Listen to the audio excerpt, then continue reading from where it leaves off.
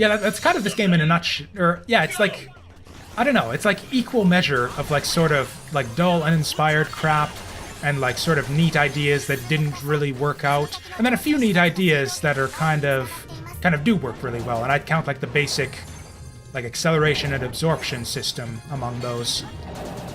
Like yeah, that's like the main draw of the game. If like the main thing I'd say like almost kind of elevates this not really above the mainline Mega Man games. It makes it worth checking out. In addition to those, like even if you think that this isn't as good as, like, you know, all of the good Mega Man games, and you know it isn't really, like it's not as good as any of like the best of the Mega Man series, but it's different and interesting and solid enough that I think it's worth playing, especially if you're a Mega Man fan. But yeah, I was starting to talk a little bit about just like the expectations with like the Kickstarter project. Yeah, we've seen. Yeah, we've seen like a lot of like sort of retro-style 2D games that are like really, really, really good, like way, way better than this one. It's like it's yeah, there's just so many good games out there, so many good retro-style games that it's like I don't even know if I can call this like a solid B tier, like action run and gun platformer anymore. Like I feel like this is like C tier at this point, which is still good enough for me. Like I'd give it like a solid, I don't know. How would I even rate games if I rate? I'd give this like 2.5 stars, like a Roger Ebert 2.5 stars, going by like, you know, Roger Ebert's old system for rating movies, which is, you know, good enough for if you're into that kind of thing is basically what that means, I think. Anyways, but yeah, we've seen, what was it? Axiom Verge, that's the name that I was trying to think of for so long that it got me like sidetracked. Axiom Verge has been out. It's like a million times better than this game. We've had, yeah, AM2R, the Metroid 2 remake, a billion times better than this one. Freedom Planet, holy shit! If this is C tier, like yeah, Freedom Planet is like fucking S tier. Freedom Planet is like 10 million times better than this game. And then you got Shovel Knight, which is like kind of like, I don't know, has like some comparisons to Mega Man as well. It's not really, like, it doesn't resemble Mega Man as closely as this one, but it's also, like, way, way better than this. So it's like the standards, like, ever since... So it's like, yeah, the standards have risen ever since... Like, have risen substantially since, like, the Mighty No. 9 Kickstarter finished, and between then and when the game came out. So it's like... It's like, I almost feel like the genre's kind of advanced beyond... like faster than the game development did. It's like maybe what they had planned for Mighty No. 9 was good enough at the time. Like if they had released this game like way back, like immediately after the Kickstarter, it's like yeah, we got this game, and you know they released it within like I don't know, like within a year and a bit of the Kickstarter.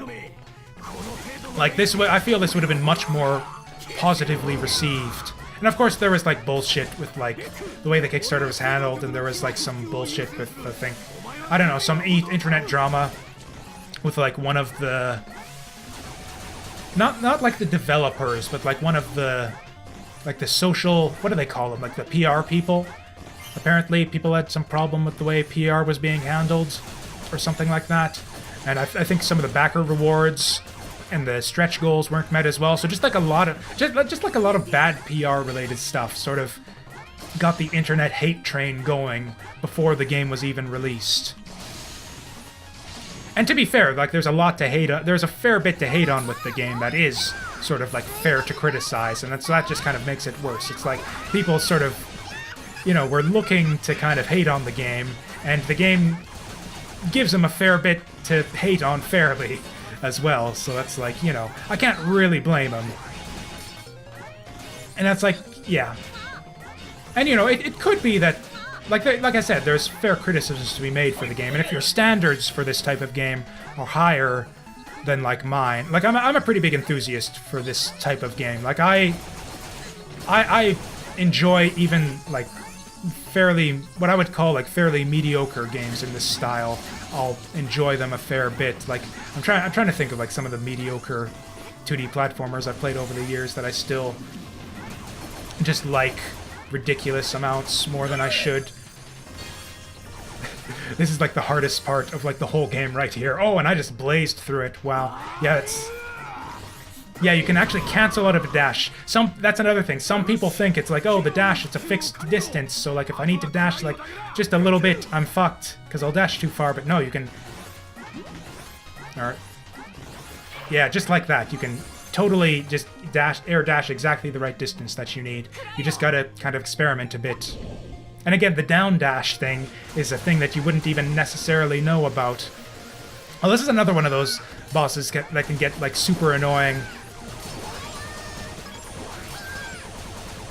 If you like, okay, so yeah, if I were to shoot her just a couple more times, like, yeah, she would be way up out of my range.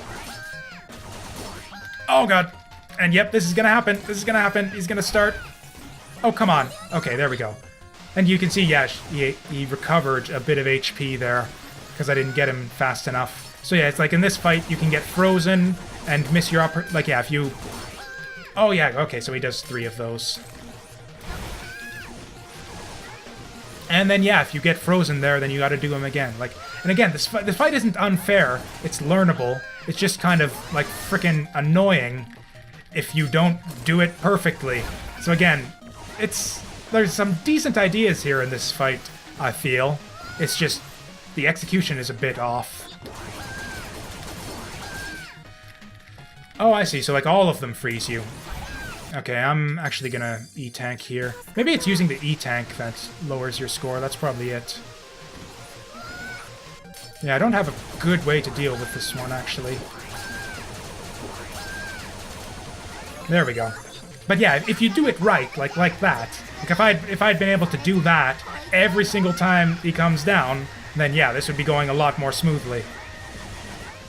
But yeah, this is another one of those bosses where it's like, since you don't get that many opportunities to attack him, it can go really, really badly for you if you weaken him at the wrong time.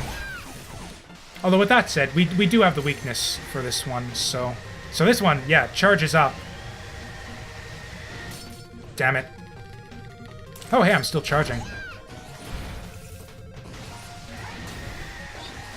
So, but yeah, you can see we're doing a fair bit of damage, so I might even be able to get the... Fuck. It doesn't even matter. I think I'm just gonna blow up on him and... Nope, it's not gonna work. Okay, let's take this... Okay, it's time to get serious. I'm gonna make this work.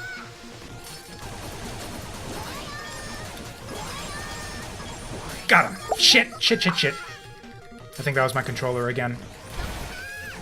Okay, one more. I feel like one more is gonna do it. I really feel like you should be able to shoot him when he does this. Fuck. Yeah. This is actually probably one of the toughest bosses in the game, I think. Or the toughest out of the initial 8, at least. Okay.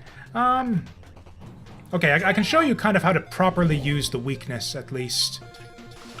So yeah, we'll show this off for like a cycle or two, and then do just like a straight up fight.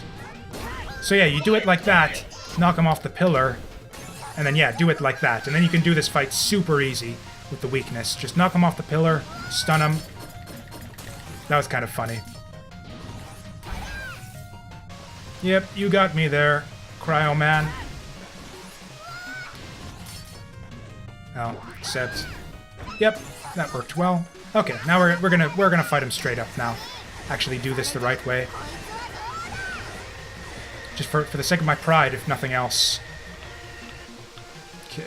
Right in the middle.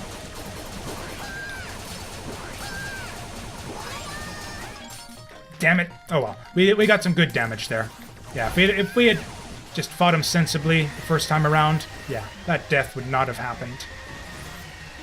But yeah, it's like, yeah, the bosses in this, some of the bosses are just, like, super annoying, but, like, you can kind of see how they're, like, kind of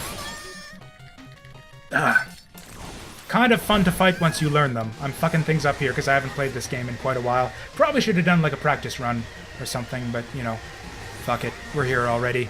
It's not going, like, the worst. Like, my first time through the game, it went a lot worse. like I said, I feel like I did decently.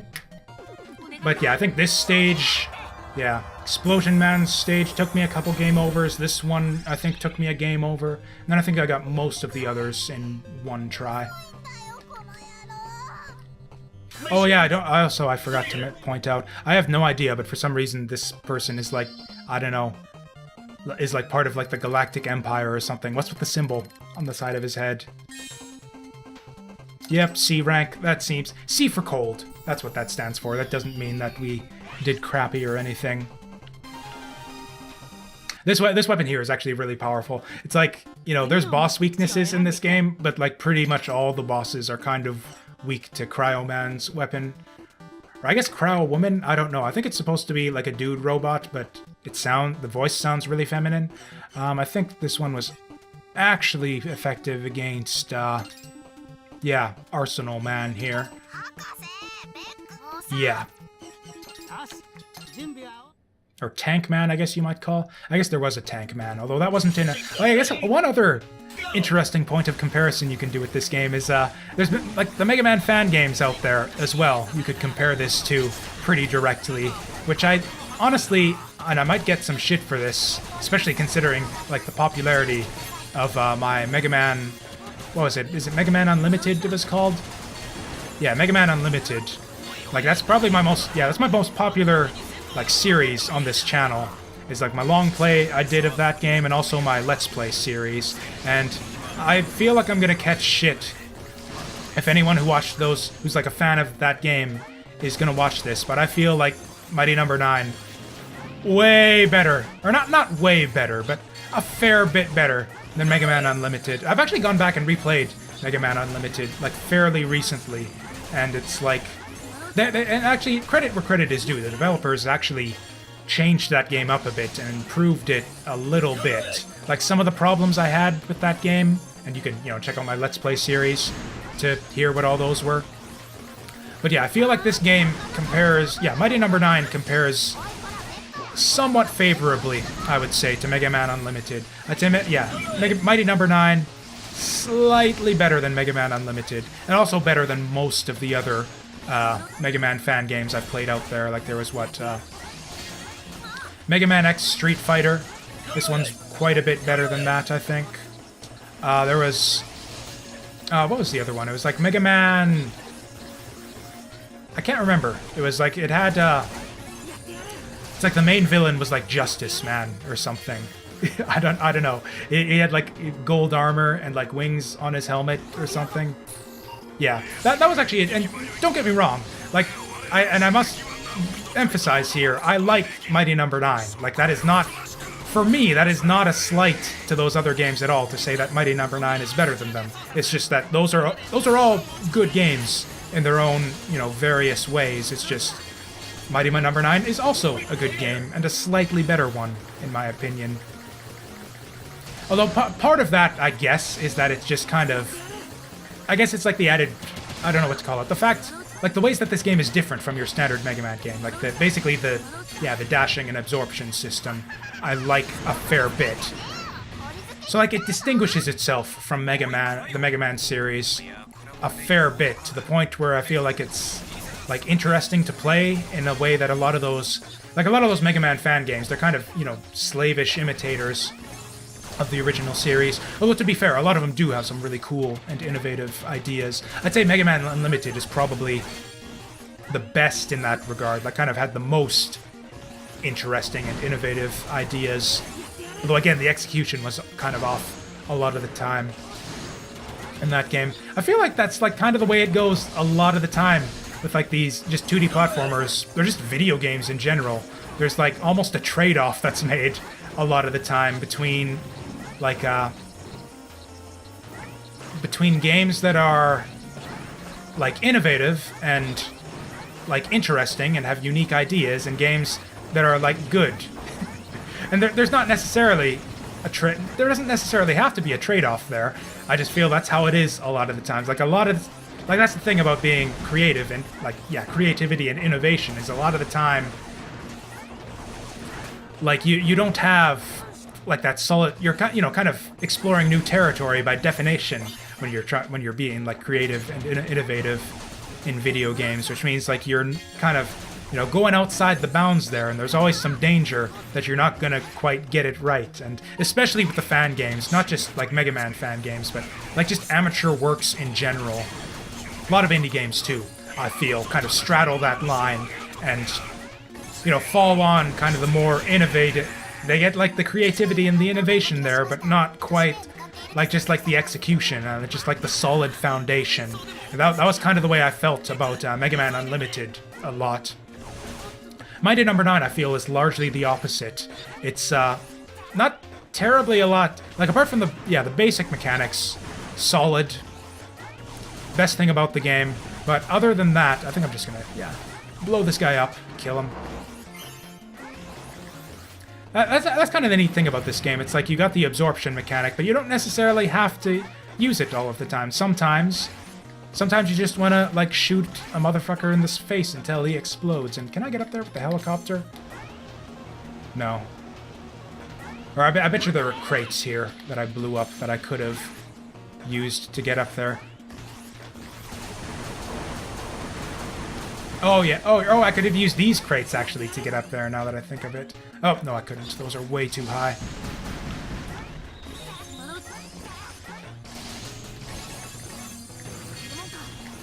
Wow, that mine there was very difficult to see. But yeah, yes, I feel like, yeah, Mighty Number 9, solid, but rarely innovative. And when it is, it tends to, not execute very well. Except with, like I said, the basic mechanics, which are very solid and are like the strongest part of the game, in my opinion. Or actually, yeah, we don't want to be right in that thing when it blows up in our face. Oh, right, those things blow like when those things blow up, they blow up like directionally. They blow upwards. Oh, or actually, I see what's going on here. It's just really satisfying to like dash through a bunch of enemies at once and have, a voice tell me that I am good and great. I don't know, I really like that. Yeah, this is not a very difficult boss, if I remember correctly. Because, basically, he's got really long attack animations. And you can just, like, jump over him and get behind him. And there's, like, nothing. Oh, he's glowing. Shit, I missed that. Yeah, like, it takes him a long time to do his attacks. Except I'm fucking it up now, because I'm terrible. Shit. I think he's gonna do his... Okay. No, he's not gonna do it yet.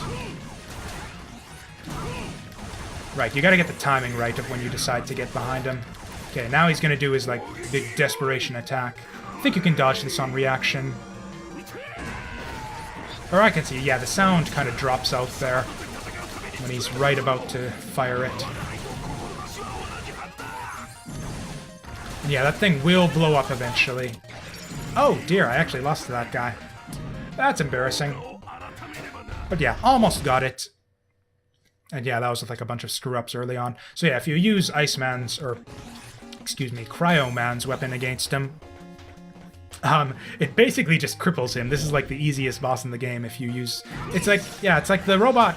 the boss weapons, it's like most of the time it makes the bosses really easy, but sometimes, you can see it just gets like weighed down by the ice and it just cripples them. Oh, no, and that, so it kind of freezes them and slows them down, and then it just kind of continuously damages them. And that's what makes this good against, like, so many bosses, is it just freezes them, and most of them, the slow will actually work, and it'll, like, slow them down as well. Actually, I believe that, that big bullet there is actually a one-shot kill if it gets you. And it will explode eventually, I think, if you get next to it. I am kind of cheesing this, aren't I? Let's fight him straight up for the last little bit.